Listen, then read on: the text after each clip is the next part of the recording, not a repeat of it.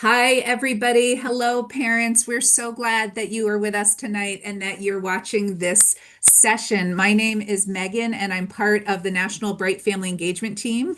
And I'm here with my colleagues. So we've got Lakeisha right there and Julie right there. And we have a really special guest who you're going to meet in a second. We also have another colleague who's not on with us today because he's not feeling well, but Victor. So the four of us are your Bright National Family Engagement Team. And Bright is a large network that supports schools across the country and really transforms how schools support students and families who've experienced a mental health disruption.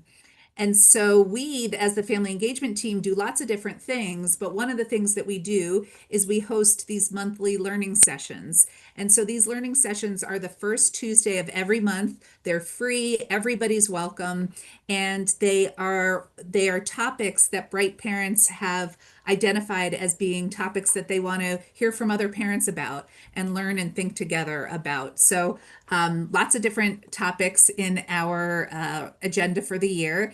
And then, in addition to that, twice a month, we have what we call just parent conversations. So these are just very informal spaces for any parent to come together. If you have a desire to connect with other parents around the stresses or the joys or just the journey of parenting. And we have two of these a month. The second Tuesday of the month is a parent conversation for all parents. Everyone's welcome. And the fourth Tuesday of the month at 7 p.m. Is a parent conversation for BIPOC parents. So that's more of an affinity space. And we have these twice a month. We have the learning sessions once a month, and we really, really invite you to join us. So if you go to brightfamilyengagement.org, you'll see all of the links to get into all of this stuff. And you'll also see our library of other learning sessions that we've had. Last month, it was on parenting my anxious elementary child.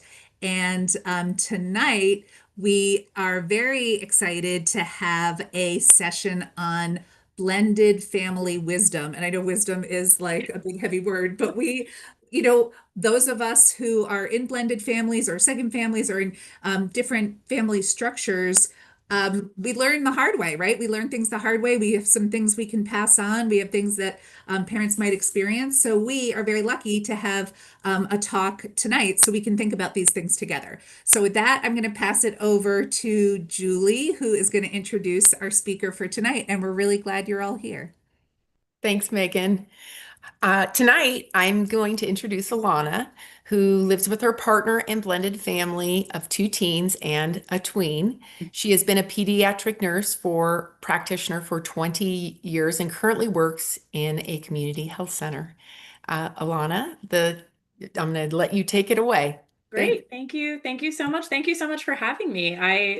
I was surprised to be asked to do this, and I am really, it gave me a really nice opportunity actually for myself and my partner for us to kind of think together about like everything that we've gone through and what we've thought about and how we prepared and sort of continue to be on this journey together. So I was excited to sort of put my thoughts together about that. So I kind of want to start. I can start by just giving a little background. My partner and I have lived together for 3 or 4 years now. All of our kids were in elementary school when we moved in together, and now we have a high schooler and two middle schoolers. We have two kids who are pretty much exactly the same age and one who's a few years younger.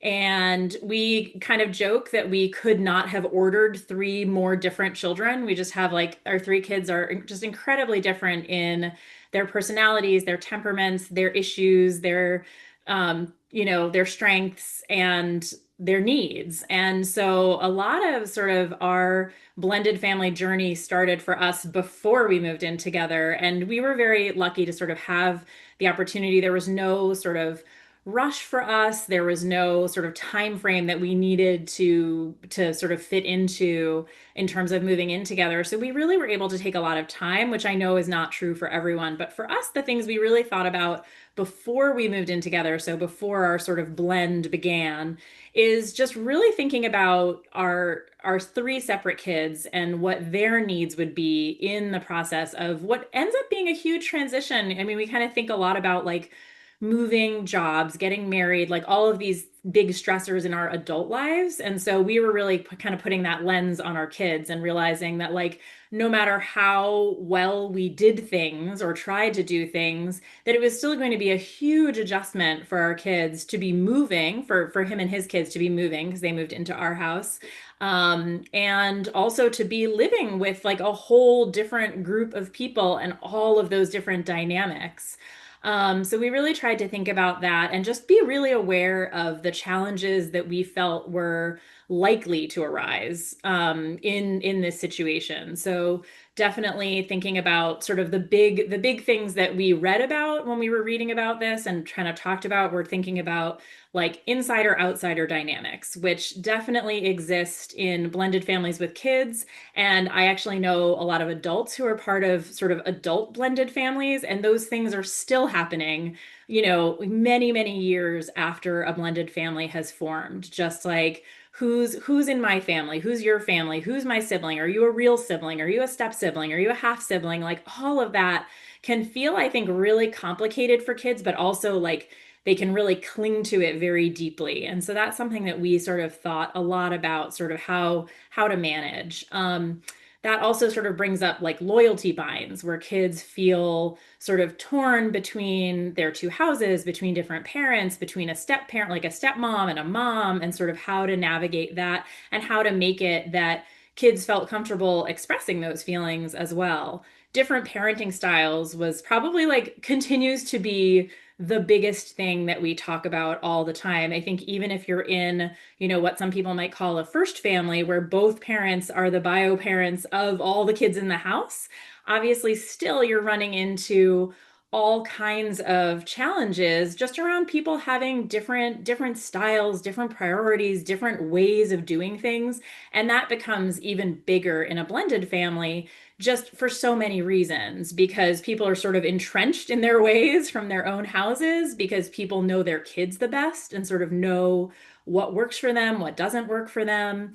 And so that's something that we talked about before we moved in together in terms of like how to do that. But it's definitely a work in progress because we continue to have different parenting styles, years later. And so there's many things where our work has been to sort of make peace with the differences that we see in each other and, in some ways use those to our advantage. Like, okay, this is a real strength of yours. That's not a strength of mine. Or like you handled this way, and that's really awesome for our kids. And I do it this way. But just kind of like continuing to have an open dialogue about that as all kinds of different things come up over time. And then there's just a lot of like logistical challenges that are ongoing as well that we talked a lot about beforehand, tried to kind of think about how to manage, but are also sort of an endless work in progress, just in terms of like different schedules, all the activities, all the needs. So like who's driving who, where, and when.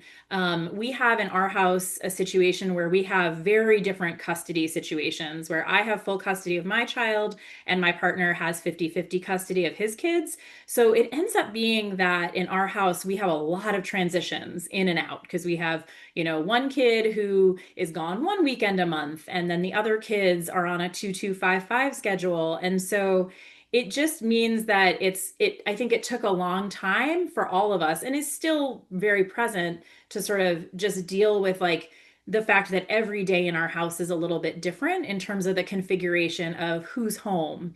And it's especially true for our kids. Even the kids in our house who have the best executive functioning will sort of turn around and be like, wait, who's home tonight? Like, who's going to be here for dinner? What's happening? And so that's just sort of the baseline of just everybody's basic schedule for who's in the house. And then you add on, three kids and two parents worth of work and school and sports and music and all of those other things.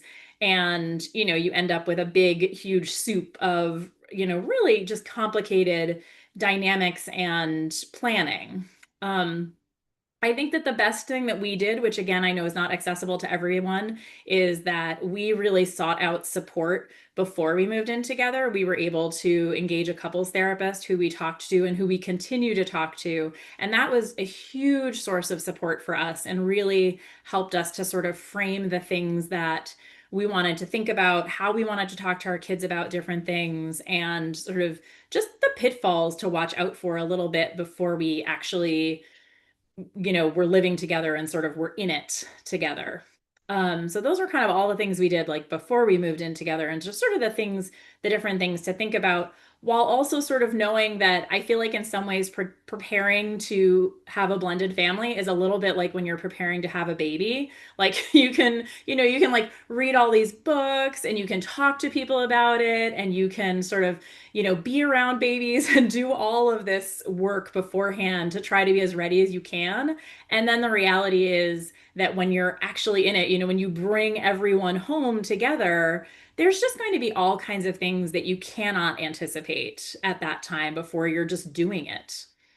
Um, I think one of the most important things that, that continues to be ongoing work for us, at least in our family, is to sort of remember your role. I mean, I guess you could also call it staying in your lane. I feel like that sounds a little bit more like directive. So I feel like remember your role sounds a little bit kinder. But I do think that it's really important to sort of respect the first family, to respect the fact that your kids have, in some cases, really they spent a long portion, some portion of their life living in one family, in one dynamic with a certain pairing of adults.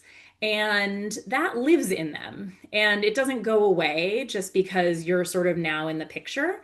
And so I think that, just reflecting on who you are to kids, especially at the very beginning of being a blended family, especially at the beginning of living with kids, is really important. Just remembering that like you're not their parent, that you're, a bonus parent, that you're another loving adult to be there for them and hopefully to sort of develop a relationship over time, but that's not going to be instant in any way, and you really can't force it. So you can't force affection, you can't sort of expect to have an instant connection with a kid. And that's going to unfold in a lot of different ways, depending on the ages of the kids, depending on, the temperament of the kids, depending on your personalities. And in some cases, it might, you might develop a really close relationship with a child. And in other cases, that might just not be the way that it evolves over time.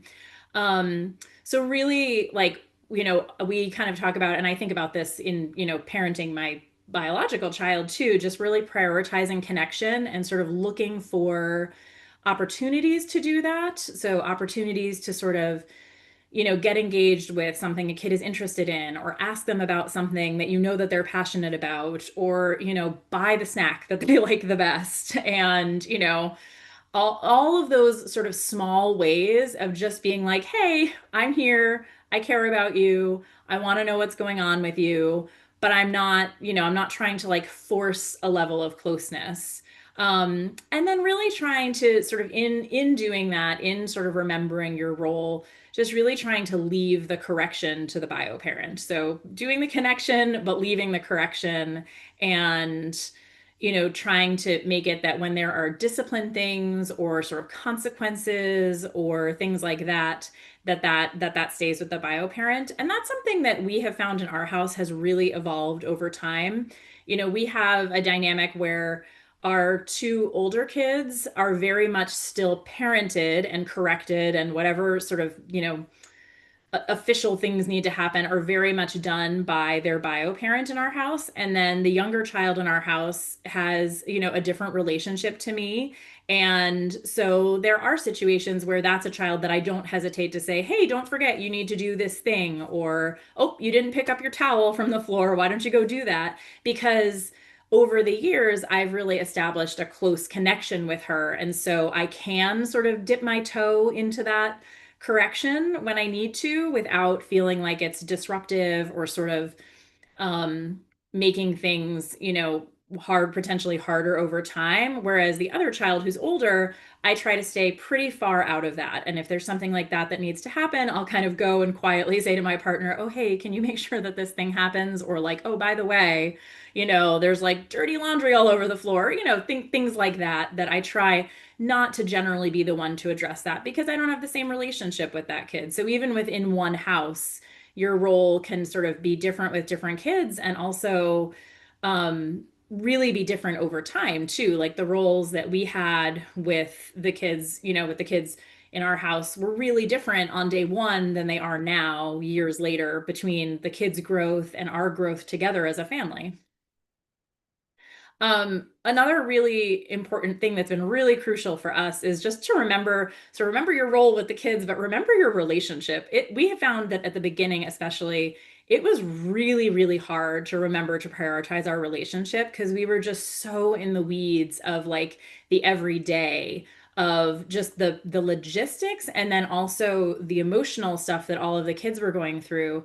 And we realized that before we lived together, we had to really sort of be intentional about spending time together. So our time that we had together was sort of special time, for lack of a better word, like you do with kids, right? Where it was like we were really turning towards each other. We were spending time alone together. We were carving out the time to do that. And I think that we sort of had this illusion that when we lived together, like, oh, when we live together, we're going to have so much time to spend together. It's going to be so easy. And it was not easy at all. It was actually much, much harder because we weren't actually sort of we had to be so intentional about it still. And we sort of realized over a long period of time that it was not going to happen automatically, that we were not sort of magically going to have this spontaneous alone time, especially because in our particular house, we have a child who lives with us full time. And so that really wasn't going to be the reality. So for us, it felt really important to sort of create the opportunities for connection. So to sort of continue to create opportunities to like spend time together, do things together, and really you sort of maintain the connection we had together, but also to find time to do problem solving together and to try to sort of separate those things. So it wasn't like, oh, we're going to go out to dinner. Let's now use this moment to talk about this kid who's struggling with X element of us living together. It was kind of like trying to make it that we had time that was just for us. Like, okay, we're going to go see this live music that we love. And then we're going to make this other time to sort of sit down and do the problem solving. And for us, one thing that's worked really well over time that we started, I don't know exactly how long ago we started it, but we started having a meeting once a week. And because we kind of realized like my partner does a lot of project management in his work life. And he was like, when I'm working on a really big important project, I would never do that without having like a meeting once a week to like see how the project is going.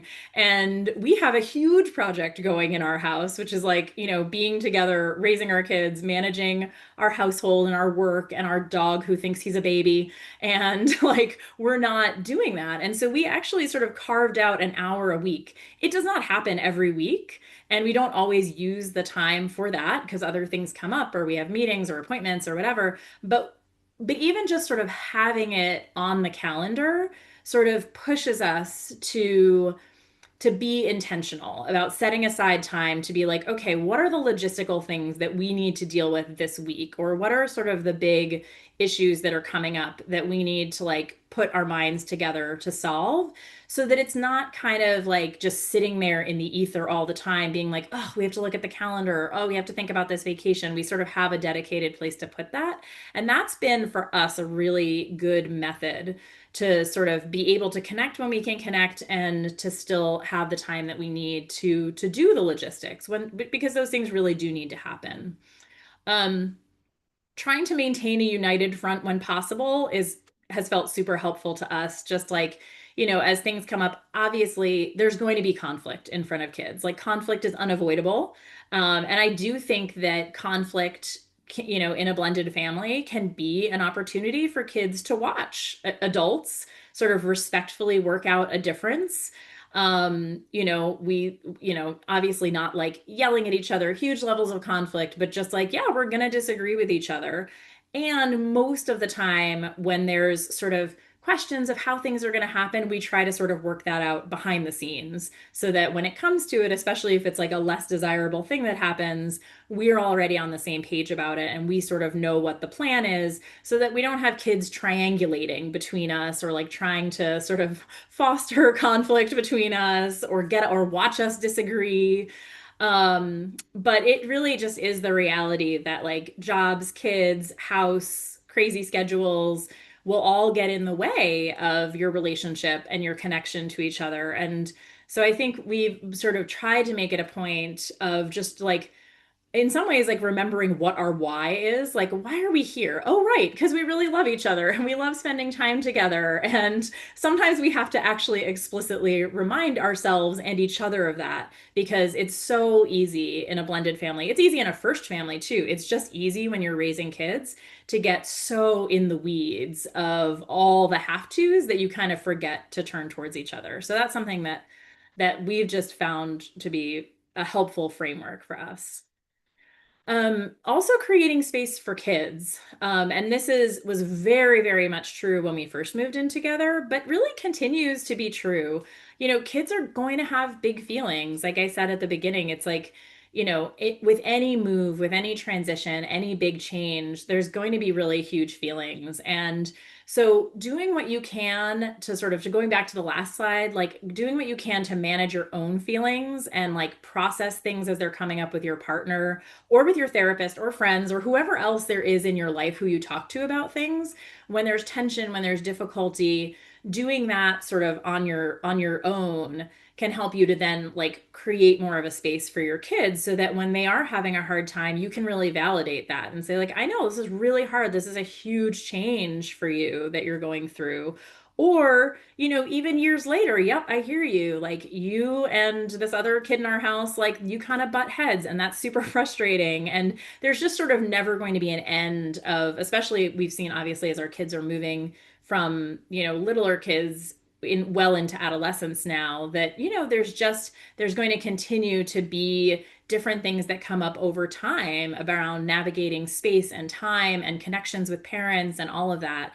And so just really trying to like do for us to try, what we do is just try to do what we need to do for ourselves and with each other, so that then as those things come up, we sort of have the bandwidth to deal with that. Um, and then just also really thinking about how kids are just, they're going to continue growing over time. Like it's, everything is sort of a work in progress, because kids are going to be growing and changing in just endless ways, like all kids do. And then all of the different things. So all of the navigating of the blended family and having, non-bio, having bonus siblings and having, a bonus adult in your house, it can really change over time. The way kids feel about it can change. The way they sort of navigate all of that can change over time. And so that's just, it's like with anything in parenting, it's like the second you're like, okay, like I'm waiting for this stage to pass, and then that stage might pass, but then you're sort of on to whatever the next thing is, which you can't always predict. Um, so that's, yeah, so that's been a big thing that we talk about when we talk to each other, is sort of like, okay, how do we, like, oh, it seems like maybe that kid needs some one-on-one time. Like, how do we make that happen? Or, this thing that we had planned to do all together, I don't actually think that's going to work because of this, whatever this other kid is going through. So like, let's actually divide and conquer and do it a different way. And that's something that we did a lot early on, especially, was sort of dividing and conquering. So not expecting all of the kids to do everything together, because that just didn't really seem like, it's just, that's not what they were used to. And so, and even now we still sometimes do things where, I'm with my bio kid and my partner's with his bio kids, or like I take the younger kid and my kid to do something because they tend to have sort of similar interests. And so there's a lot of that sort of in real time figuring out, okay, as we're sort of like building this new unit, we're making new rituals, new routines with each other. Um, and, but also trying to maintain one-on-one time. So not just expecting to bring everyone together for everything. And that can be really hard, because sometimes it means, a parent not spending time with one of their kids for something, or not being able to get everyone to go to X thing. We have found this to be especially true with extended family things. Just sort of a lot of thinking and navigating, like, well, okay, if we're going to visit like this child's, grandparents, like, do we need, is everyone expected to come on that journey? Or can that kid just go with their parent and the other kids will do something else? And so it can be challenging, and that's definitely shifting in our family as our kids become teenagers, because as teenagers do, they have their own lives and their own social priorities and their own activity priorities. And so there's even more of that sort of, to some extent, navigating, like, well, what are the have tos? What are the things, the non-negotiables of things that we do together? So, like, if we're going on a vacation, we're all going together. But then, if we're going out to dinner with family friends or something like that, it might be that not everyone does come. And we have tried, when possible, to sort of include kids in thinking about, um, how new rituals and routines look. I mean, some of those things weren't the sorry, I'm like having something pop up on my computer from a child. Um, but so, just in thinking about those new routines, also trying to sort of honor what came before for our kids. So a good example in our family is that we are not religious, but we do get a Christmas tree. And my partner had long had this had sort of a ritual where he would like just go to the woods and like bring some tree-like thing home and then like decorate it with handmade things. And so now in our family we get two Christmas trees, and like everyone kind of takes ownership of their part, and we get like what we would call a regular Christmas tree, and then we also get like the forest Christmas tree that gets dragged into the house and like has to get, nailed into something so that it stands up, and then like usually gets decorated in some really funky way. And so that's a way that we kind of like brought together different rituals in our family. Um, and but also sort of, are honoring what the kids were used to from before. And then, especially at the beginning, this is harder now that our kids are bigger, but we tried to create sort of easy opportunities for togetherness, like things where people were not all just staring at each other. Like, we found early on that, like, I think we had these dreams of family dinner, and we do still stick with, like, we do all have dinner together on certain nights of the week, and we are pretty, ritualistic about that. But our kids don't want to sit at the table for that long. We can't always engage everyone in a conversation.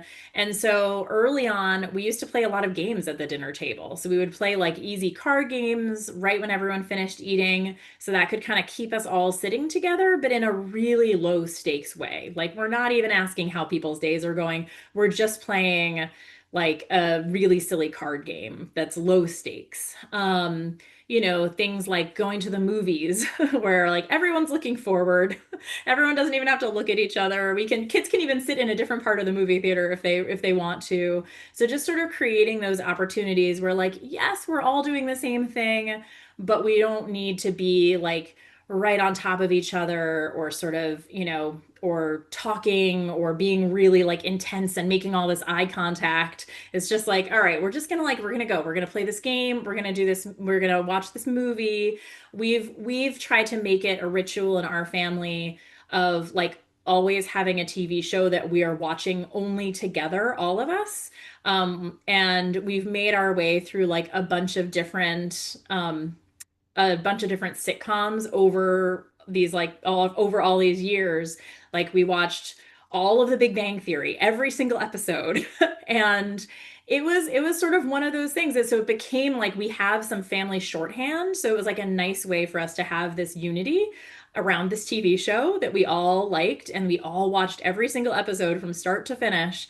And so those are the kinds of things that we found were helpful, where it's just like we weren't expecting that much of them. Like, we weren't expecting some like mega bonding experience. It was just like, we're all going to sit here with our snacks and we're going to watch this show before we go to bed. And we still try to do that. We still try, I mean, obviously, like, what we're watching has changed over time, but we do still try to have our like family TV show that we're watching together, and nobody's allowed to watch ahead.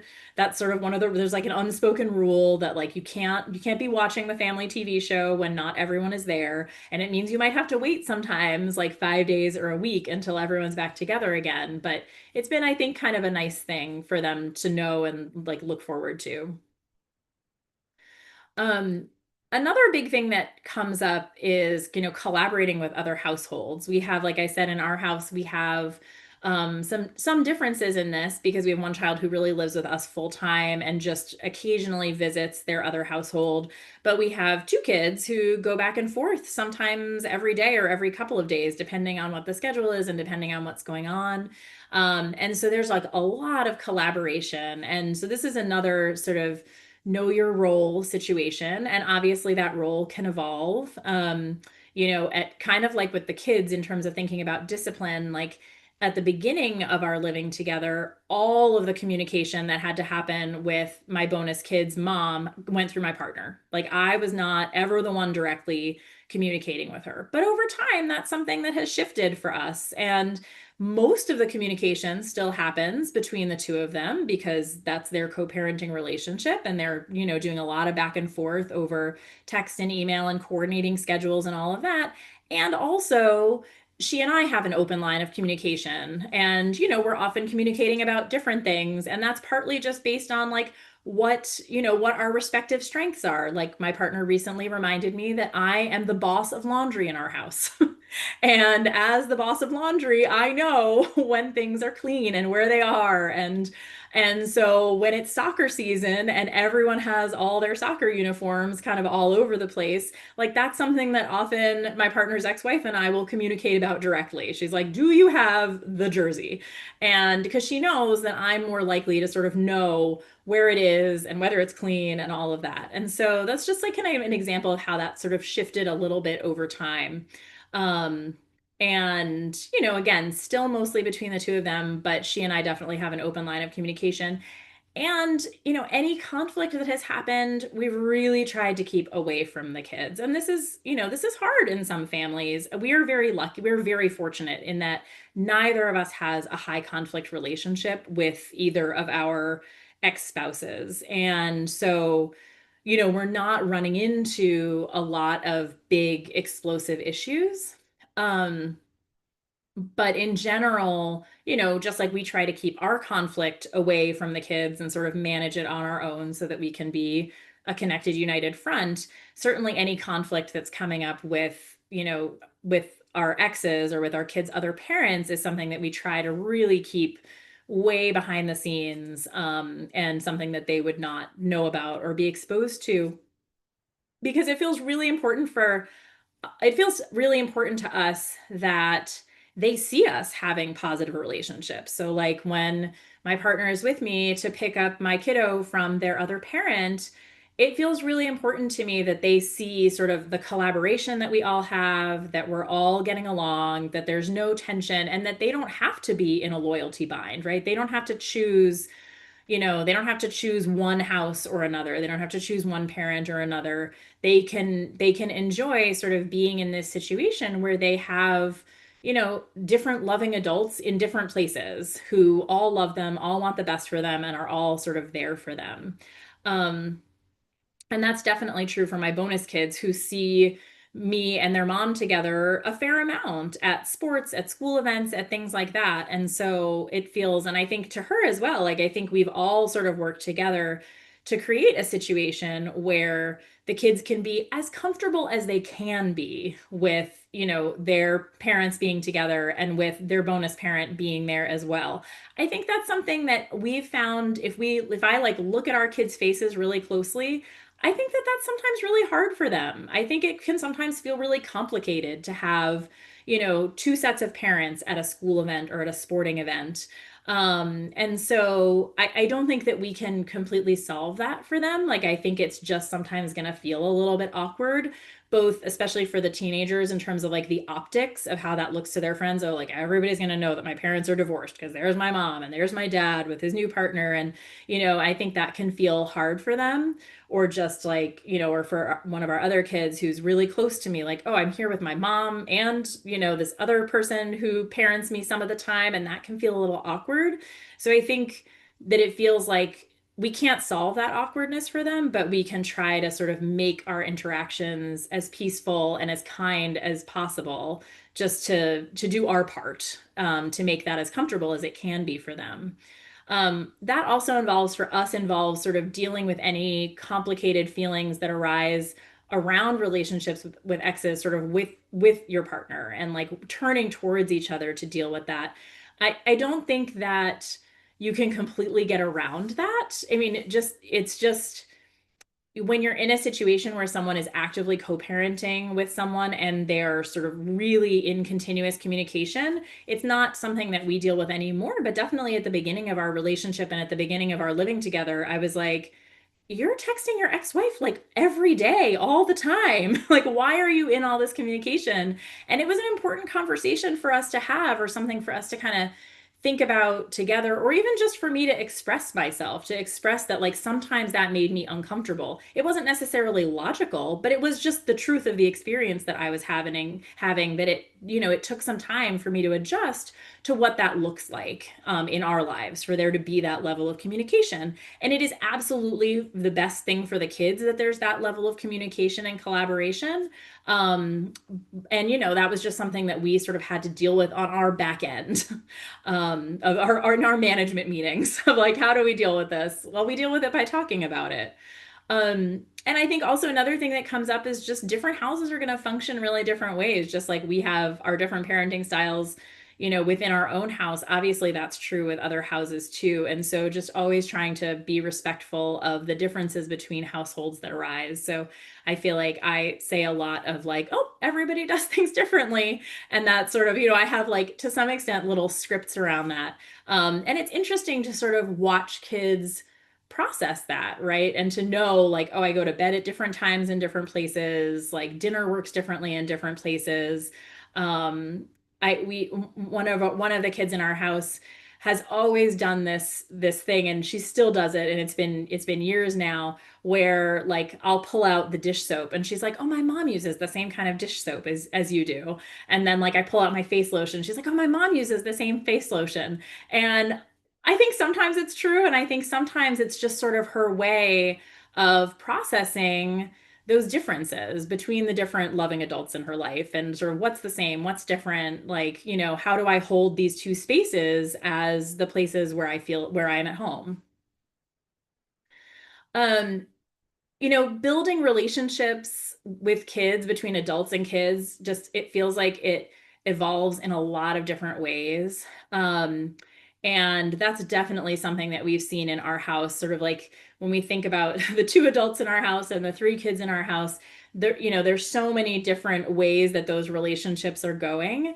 And there's so many different ways that those relationships function within our family. Like I said, we have, two older kids who were sort of just enough older, and there's some interesting research that we read about this, that like the ways that kids interact with a bonus parent is very age dependent, and we've definitely found that to be true in our house, that the child who was the youngest when we met and we started all spending time together is the child who I think has had the easiest time adjusting to our relationship and to our blending and to having an extra adult in her life.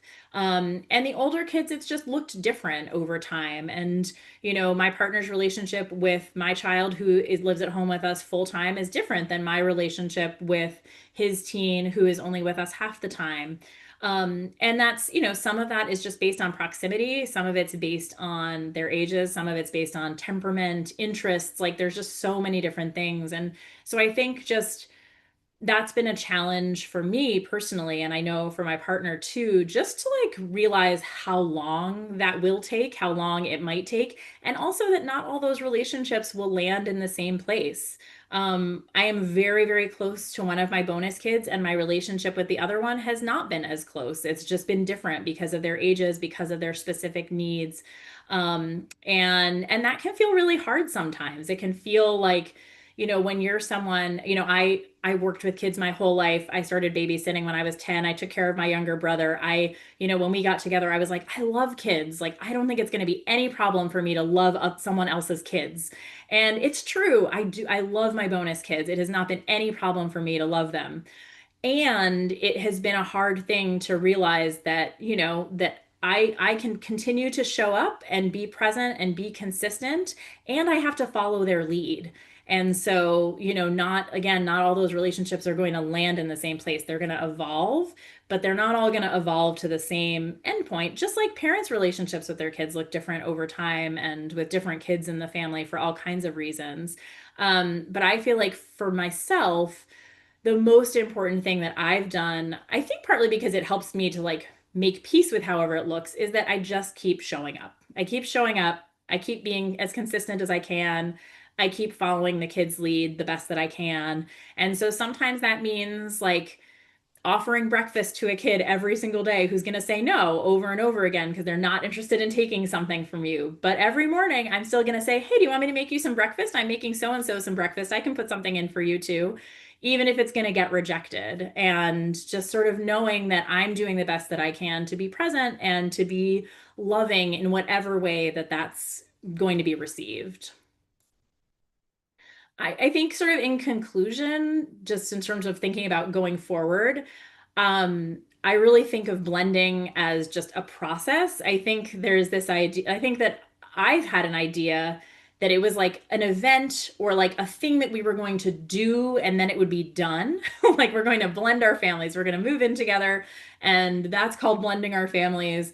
And that's sort of and that event will be something in our past, and it's really not. It's sort of it is always in our present, and it is always an evolution and a work in progress. And we still have our business meetings when we can, our business meetings when we can, and we still try to go on our dates when we can, and we're still kind of doing all the same things that we were doing a few years ago to try to continue to move us forward and to continue to build the relationship with, continue to build our relationship with each other, to continue to build our relationships with our own kids, with each other's kids. Um, and just really trying to sort of keep sight of the progress, especially in times when things might feel harder for various reasons. Just being like, and I think actually that's why I was so excited to do this presentation, is because we sat down together and we were like, oh, what are the things that feel like really important about this progress? What have we done? And what has been really hard and what has worked really well? And it gave us a really nice opportunity to just sort of look back and think about how far we've come and how much we've grown and how much our kids have grown, and just really help us to sort of continue to take the long view, because not every day is going to be pretty. Not every vacation is going to be the most joyful vacation ever, but it's all sort of been in service of all the progress we've made and sort of the loving family that we've created together. So, yeah. I'm sure I talked way too fast, but there we So are. good. So good. That is such a gift. I've been thinking like such a gift, particularly to parents who are at the beginning, but Yeah, parents at any fit, like there's so many nuggets of good, good, good wisdom in there. So I will thanks. pass it over to Lakeisha, but and of course, I had like a million questions popping in my own head. I'll send it to you, Lakeisha.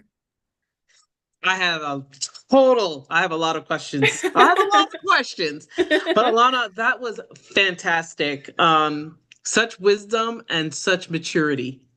Because I think maturity is big time, because from what I've seen from working where with blended families, you hear about the wicked stepmother, the Cinderella stuff. And, but that's not how it is. Yeah. Um, so seeing that you guys are doing such a great relationship, and it's not perfect.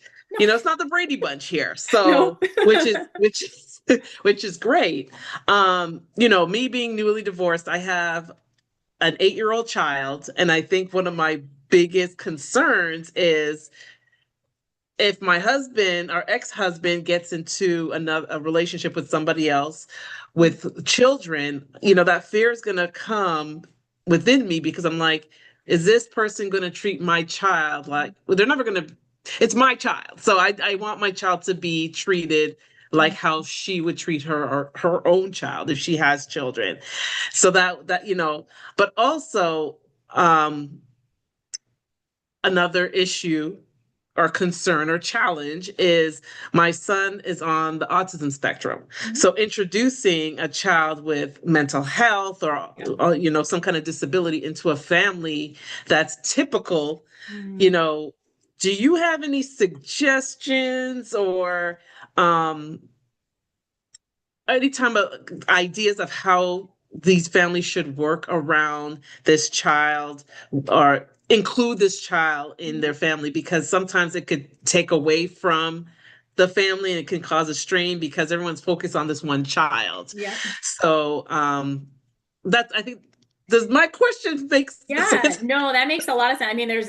there's a lot of different things in there, and I think, I Yeah. mean, I should say that from one of the first thing you said, like I've experienced that from the other side. My ex-husband actually remarried a very long time ago, and when my child was very young, and it was incredibly hard. It was really hard, and I was thinking about that when I was doing this too, about being on the other side, right? On Yeah. not necessarily in the blended family, but being the parent whose kid goes to another home with another family structure. And just, I think I was really reflecting on how, like, at this point, I am very grateful for my child's stepmother. She is lovely. She has been, I think, the ideal step parent. She has, kind of known her role, but also has been a very consistent, loving adult for my child, which is the most I Right. could want for them. Is like, look, you go there and you have your dad, and then you also have this other loving adult who really cares Hmm. about you and who makes sure that your favorite snacks are there and does all the things that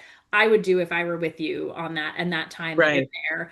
But it took a long time, like years, for me to feel like, oh, I feel great about this. Like I feel great about, my ex being repartnered and having this person spend time with my kid, because it's a really hard dynamic.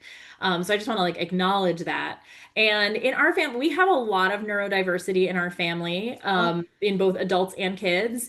And I think that being really open with the other kids about that is really, really helpful. So we were very explicit, and we continue to be really open and explicit with, I mean, there's different kids in the configuration, but with, with the kids individually. I don't think we never did that sort of in a group setting, but like in individual conversations. So like especially at the beginning when the kids might be expressing frustration with each other, and some of that frustration was very much rooted in like their different forms of neurodiversity, and like, oh my gosh, why do they do this thing? It makes me crazy. I hate it when they do that. It's so annoying. Or, why do they do that? Or we went out together we walked around the block and like they did this thing. And so there was a lot of that, especially at the beginning when the kids were together and spending a lot of time together for the first time. And so having one-on-one conversations between the bio parent and the kid who was complaining, for lack of a better word, the kid who was expressing their feelings about, another child, and just really being very explicit. Like, this person's brain works really differently than yours. And that's really, really hard. And it can be very frustrating. And it can be frustrating to the adults around them as well, because they are blank. They often may do this thing, or they may say this thing, or they may act this way. And yeah, you might have feelings about that. And it can be really frustrating. And we can keep talking about it. And you can keep talking to me individually about this. And I will keep sort of acknowledging and validating that, yeah, that can be really, really challenging. It can be really challenging that we can't do that thing right now because of this person's needs, or that this person, that this situation happened when we were out together. So I think that's been the biggest thing. And for sure, us talking to each other as a couple about the ways that those challenges present in our family, in a whole variety of ways. that's awesome. I mean, it almost sounds like, um, especially with the neurodivergent, it is the other, if my ex-husband's partner doesn't understand that, I Mhm. think we both need to educate that person, Yeah. because I see a lot of horror stories on the Yep. news and Mm, Yep. stuff like that when they don't know how to cope with Mhm. these children because they Mhm. just don't understand Yeah, the disability or what's the deficiency. definitely. And then emotions flare, and it can lead to a dangerous type of situation. So Yeah, definitely. And I think for us too, like I think we still end up having conversations where we can get frustrated with each other's kids about things. right, And some of that we just, we're dealing with our own frustration as adults, right. but some of it, when it comes up in between the two of us, sometimes we do have to remind each other, oh, Mm, remember, like my kid, this is a real challenge for them. Like and some of that is, does come down to like you've known your own kids since the moment they were born. And no matter how much you love your bonus kids or another child who's come into your family, you don't have as much experience with them as their parent does. And so I think sort of being able to take that step back mm, and just be like, oh, right, yes, you're right. Like I don't recognize necessarily how challenging that is for your child for X reason, mm, can be really helpful. And just knowing too that I think that we really think about how our kids get a lot out of You want a learning charger? that tolerance. mhm, So, being in situations with you're out in the world, you're going to end up seeing a lot of different people whose brains work a lot of different ways. mhm, And so being able to do that sort of in your home in a safe place where you can go to your parent and be like, "Oh, this is so annoying when this happens." Yep, I hear you. It's really hard to deal mhm, with people who struggle in this way, or I think is really ultimately can feel really hard for our kids in the moment, but I think is actually really good for them as humans Mhm. in, mhm, in terms of Right. like building empathy and learning how to be in the world with people who have a whole variety of needs. mhm.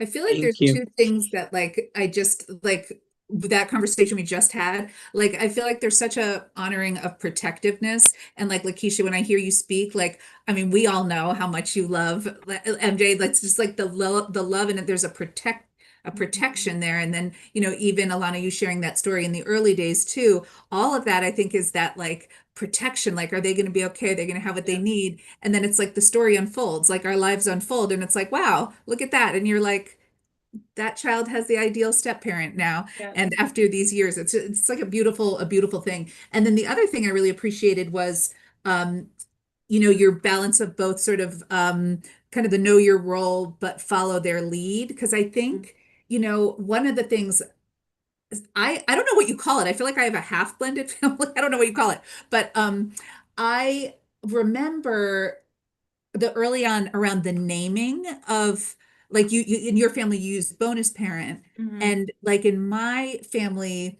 like our kid who's now a young adult did use the parents word, so said would say they have four parents. Mm. And it's so fascinating to like sort of almost wait to follow that lead or something to hear where Yeah. what sense they make, or and it's just all very tender in the beginning, right? Because Mhm. it's like you're making meaning of what words they say or what and but I think it like all comes back to like that like love and protection. It's Yeah. um, And I think also just knowing how different that can be for different kids in the same house.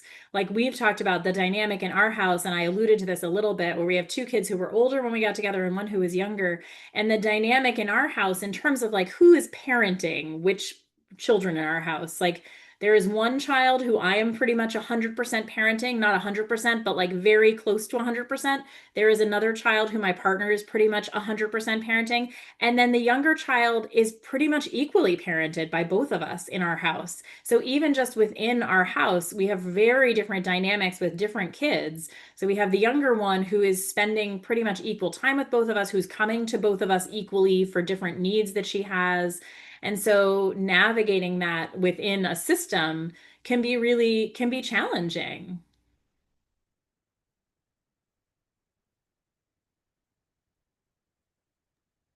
Thank you.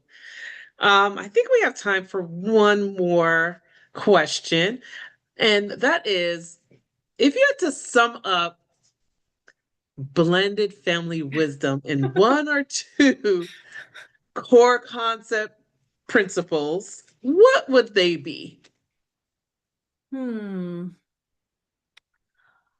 I would say that the number one would be communication.